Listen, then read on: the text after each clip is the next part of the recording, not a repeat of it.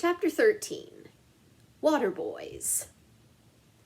"Cricket's a white shirt with blue stripes," Pete exclaimed. "That's the best clue you could have given us, Miss Sally." "It is," the woman said with a questioning look. Pete and Pam quickly told her about the dog napper of the night before.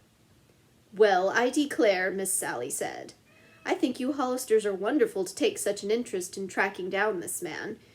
I do hope you find him."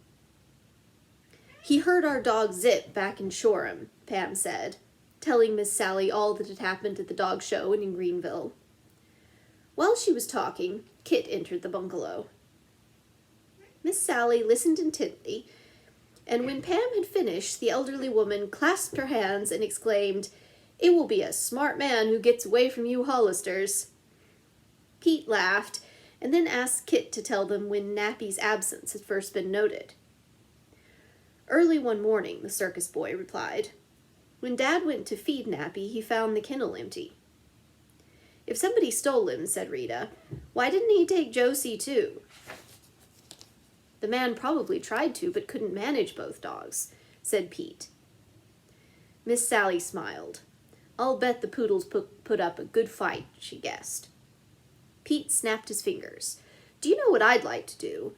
Go and ask people in the circus if they saw anybody who looked like the dog napper and dresses the way he did." "I'll go with you," Kit offered. And Ricky said, "Me too." Pam knew Sue could not take part in this activity, so she suggested that the girls stay with Miss Sally and watch her make seashell birds. "I'll let you try it too," the woman said kindly, and set out glue, a bundle of pipe cleaners, and a great bowl of shells on her broad work table. Pete, Ricky, and Kit hurried back toward the circus grounds, eager to question the performers and workmen. Reaching the place, they went first to speak to the acrobats. Inside the big top, 5 young Japanese men and a girl were waiting for a ring in which to practice some tumbling stunts. Kit knew them well and introduced the Hollister boys, adding that Pete had a few questions to ask them. "In the past few days," Pete began, "did you happen to see a stranger around here wearing a white shirt with blue zigzag stripes?" The leader of the troupe, a slender, smiling man, knew only a little English, but he seemed to understand. "White shirt? Blue lines?" he queried, looking down at his own fancy black satin blouse. "Zigzag for dress-up? Go have fine time?" He laughed, and the others in his troupe and the boys joined in heartily. "Have you seen someone dressed like that, Jojo?" Kit asked. "No, Kit, sorry," replied the acrobat. "Thanks anyway," Pete said, and the 3 boys turned away. "Let's try Fatso over there," Kit suggested. Sitting in an enormous chair on the sidelines was the biggest man Pete and Ricky had ever seen. "Yikes," said Ricky. "Is he a man or a mountain?" Kit laughed as they walked toward the circus's fat man. "Fatso," he said, "these are my friends, the Hollister boys. They're looking for a man they think stole Nappy. He was wearing a white shirt with a zigzaggy stripe. Did you see such a person here, maybe at night?" The voice that came from the mammoth man was a surprisingly small, squeaky one. "No," he said, "I didn't see him. But then I sleep a good deal of the time, especially all night." The Hollisters winked at each other. As they hurried out into the warm sunshine, the boys passed a comically dressed man carrying a basket filled with candy-striped canes and pinwheels in an array of colors. Attached to the edge of the basket were dozens of balloons on white strings. He was the man from whom Sue had received the red balloon.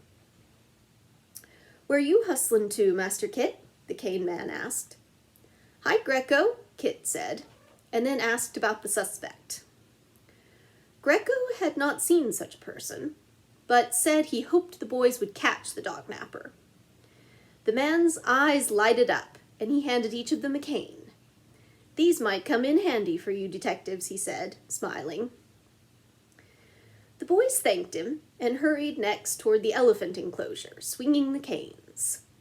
The trainer was trying to line up his giant animals for a rehearsal.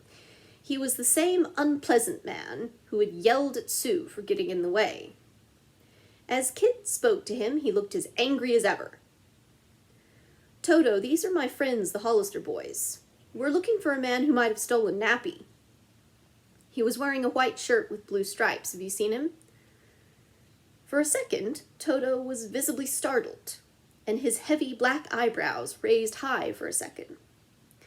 He stared at the boys through squinted eyes, then turned his broad back rudely upon his visitors. "Hey, Toto, did you hear my question?" Kit called. The man whirled and glared menacingly. His great voice boomed, "Get out of here, kids. I'm too busy to be bothered by nosy youngsters asking questions. Now scat."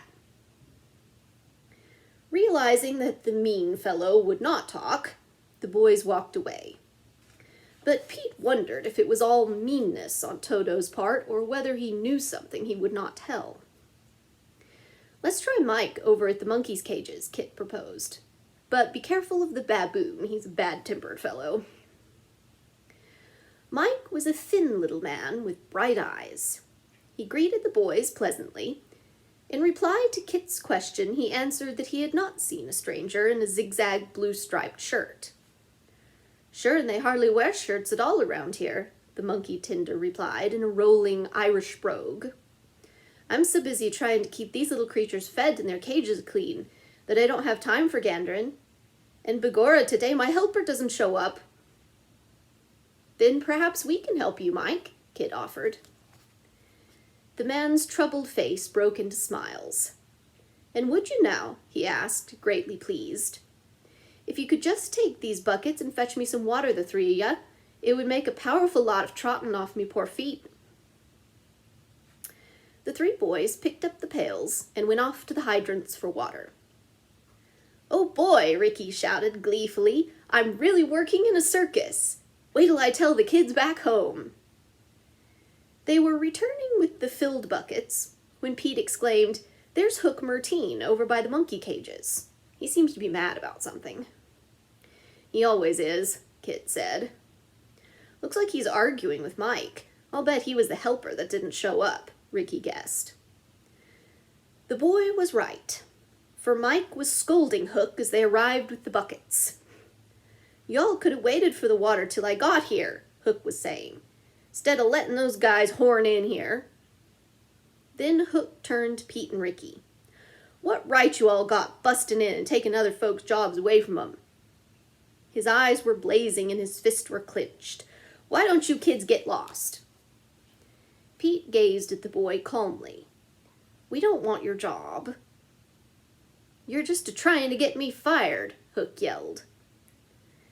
With an ugly leer, he put out his foot, at the same time giving Ricky a shove.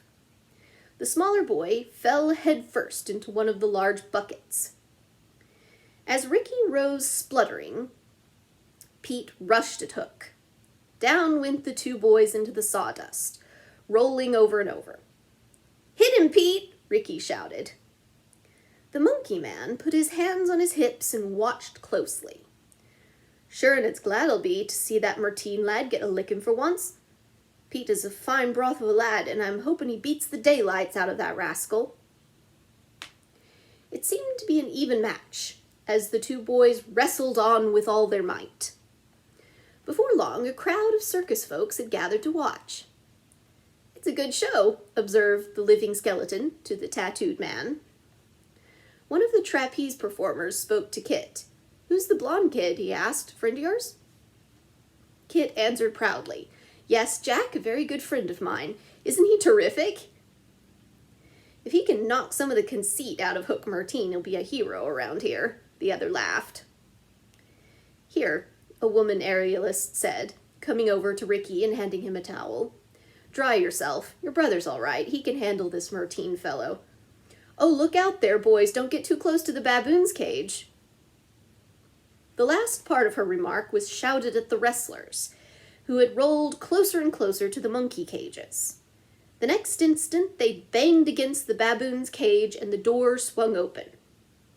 Inside, the great creature, who had kept his eyes fixed on the fighting boys, dropped on all 4 feet. In a second, he came snarling through the open door directly at them.